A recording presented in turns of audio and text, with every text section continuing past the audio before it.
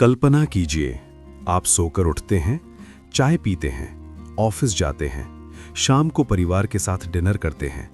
सब कुछ नॉर्मल लगता है, लेकिन अचानक कोई आकर कहे, ये सब झूठ है, ये एक कंप्यूटर गेम है और तुम सिर्फ एक कैरेक्टर हो। पागलपन लगता है ना? पर क्या होगा अगर ये सच हो? आज हम बात करेंगे सिमुलेशन हाइपोथेसिस की। क्या ये दुनिया असली है या किसी एडवांस्ड सिविलाइजेशन का कंप्यूटर सिमुलेशन?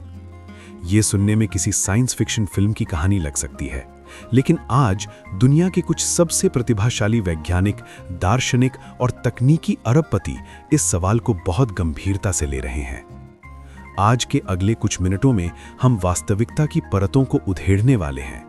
हम उन सबूतों को देखेंगे जो ये सुझाव देते हैं कि हमारी दुनिया डिजिटल हो सकती है, और हम उन कारणों को भी जानेंगे कि क्यों ये विचार इतना भयानक और आकर्षक दोनों है।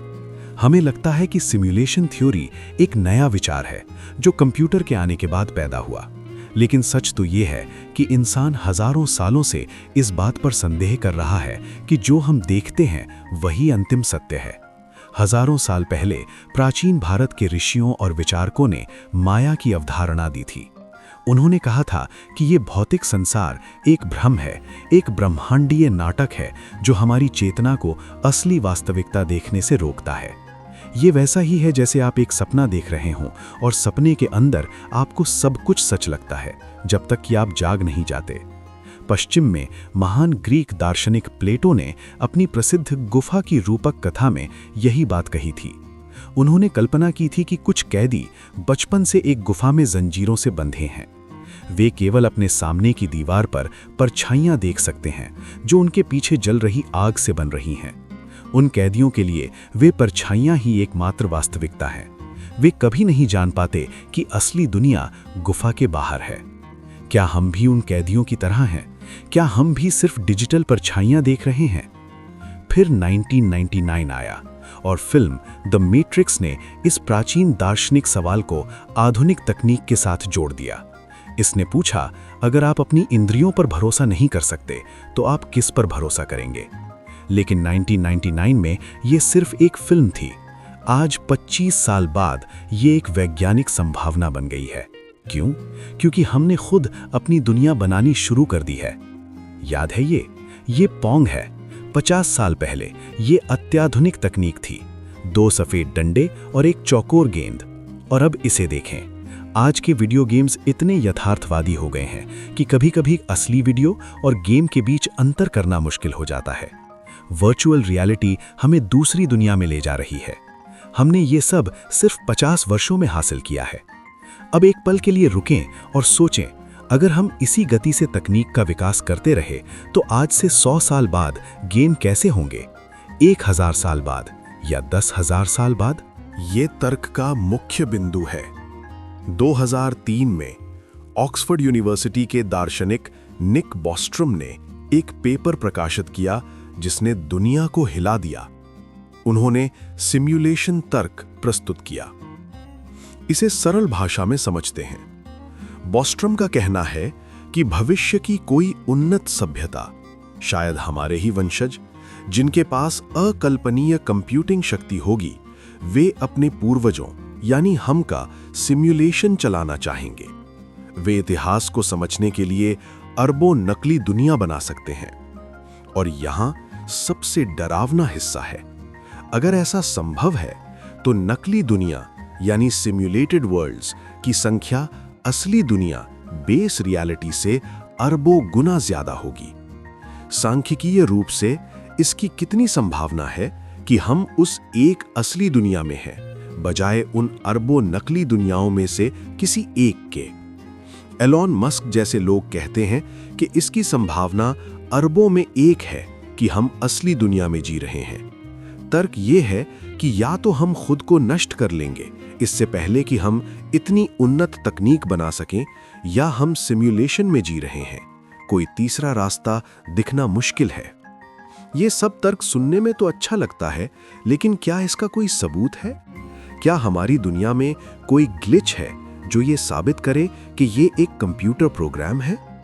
हैरानी की बात यह है कि जब हम भौतिकी के सबसे गहरे स्तर पर जाते हैं तो दुनिया बहुत अजीब व्यवहार करने लगती है, बिल्कुल एक वीडियो गेम की तरह। वीडियो गेम में कंप्यूटर संसाधनों को बचाने के लिए पूरी दुनिया को एक साथ रेंडर नहीं करता है। वो केवल उतना ही हिस्सा बनाता है जिसे खिलाड़ी उस वक्त देख रहा होता है। जो आपके पीछे है वो तब तक मौजूद नहीं होता जब तक आप मुड़कर नहीं देखते। क्वांटम मैकेनिक्स में भी कुछ ऐसा ही होता है। ऑब्जर्वर इफेक्ट हमें बताता है कि इलेक्ट्रॉन जैसे छोटे कण तब तक किसी एक निश्चित स्थान पर नहीं होते जब तक हम उन्हें मापते नहीं हैं। जब हम नहीं देख रहे होते हैं तो वो सिर्फ संभावनाओं की तरंगों के रूप में मौजूद होते हैं। ऐसा लगता है जैसे ब्रह्मांड तभी वास्तविकता को रेंडर करता है जब कोई उसे देख रहा हो। क्या ये सिर्फ एक इत्तेफाक है? और दूसरा सुराग है गणित। हमारी पूरी दुनिया को गणितीय समीकरणों में क्यों तोड़ा जा सकता है? गुरुत्वाकर्षण से लेकर प्रकाश की गति तक सब कुछ नियमों का पालन करता है, बिल्कुल कंप्यूटर कोड की तरह। कुछ वैज्ञानिकों का मानना है कि अंतरिक्ष और समय निरंतर कंटिन्यूअस नहीं है, बल्कि वे छोटे छोटे टुकड़ों से बने हैं जिन्हें प्लैंक लेंथ कहते हैं। ये हमारी वास्तविकता के पिक्सल की तरह हो सकता है। अगर आप दुनिया को बहुत जूम करके देखेंगे तो आपको एक ग्रिड दिखाई देगा। अगर ये दुनिया असली है तो ये इतनी प्रोग्राम्ड क्यों लगती है? अगर आप अभी थोड़ा घबराए हुए हैं तो ये सामान्य है। ये सोचना कि आपका पूरा जीवन, आपका प्यार, आपका दर्द, आपकी यादें, सब कुछ सिर्फ 0 और 1 का कोड हो सकता है, बहुत परेशान करने वाला है। लेकिन रुकिए, हर कोई इस सिद्धांत को नहीं मानता। आलोचकों का कहना है कि हम अभी भी मानव मस्तिष्क की जटिलता को पूरी तरह नहीं समझ पाए हैं। पूरे ब्रह्मांड को सिमुलेट करना तो दूर की बात है। एक पूरे ब्रह्मांड को उसके हर परमाणु के साथ सिमुलेट करने के लिए जितनी ऊर्जा और कंप्यूटिंग शक्ति की आवश्यकता होगी वो शायद असंभव हो। शायद हम अपनी तकनीक के आधार पर ब्रह्मांड का आकलन करने की गलती कर रहे हैं। और अगर हम एक सिमुलेशन में हैं भी तो इसका क्या मतलब है? अगर आपको चोट लगती है तो दर्द असली होता है। अगर आप किसी से प्यार करते हैं तो वो भावना असली होती है। सिमुलेशन के अंदर की वास्तविकता भी तो एक तरह की वास्तविकता ही है। शायद ये जानना कि ये एक खेल है हमें इसे बेहतर खेलने के लिए प्रेरित कर सकता है। अगर कोई पहले से लिखा हुआ भाग्य नहीं है और हम सिर्फ कोड हैं, तो शायद हम अपना कोड खुद फिर से लिख सकते हैं। हम कभी पक्के तौर पर नहीं जान पाएंगे कि हम बेस रियलिटी में हैं या किसी सर्वर में चल रहे सिमुलेशन में। शायद हम कभी भी उस दीवार को तोड़कर बाहर नहीं देख पाएंगे। लेकिन इस सवाल का जवाब महत्वपूर्ण नहीं है। महत्वपूर्ण है वो आश्चर्य जो ये सवाल पैदा करता है। यह हमें याद दिलाता है कि वास्तविकता उससे कहीं ज्यादा अजीब और अद्भुत हो सकती है जितना हम अपनी सीमित इंद्रियों से समझ सकते हैं। चाहे हम कार्बन से बने हों या कंप्यूटर कोड से, ये अनुभव, ये चेतना, ये क्षण, यही एकमात्र सत्य है जो हमारे पास है। तो अगली बार जब आप रात के आसमान को देखें तो सोचें, क्या वे असली तारे हैं या सिर्फ एक बहुत बड़ी स्क्रीन के पिक्सल? और क्या इससे कोई फर्क पड़ता है? आपका इस बारे में क्या सोचना है? क्या आपको लगता है कि हम एक सिमुलेशन में जी रहे हैं? अपने विचार नीचे कमेंट्स में जरूर लिखें। अगर इस वीडियो ने आपको सोचने पर मजबूर किया तो इसे लाइक करें और ऐसे ही और गहरे विषयों के लिए हमारे चैनल को सब्सक्राइब करना ना भूलें।